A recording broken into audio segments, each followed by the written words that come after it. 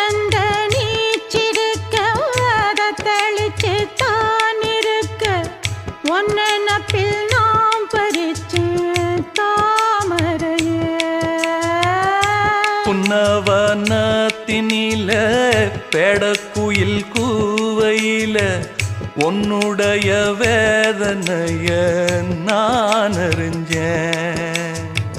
பொங்கலத்தில் மாலையிட ஒன்னிரண்டு தோளத்தோட என்ன தவம் செஞ்சேனோ என் மாமா. வண்ணக்கிளி கையத்தொட சின்ன சின்ன கோலமிட உள்ளம் மட்டும் வழியே நானே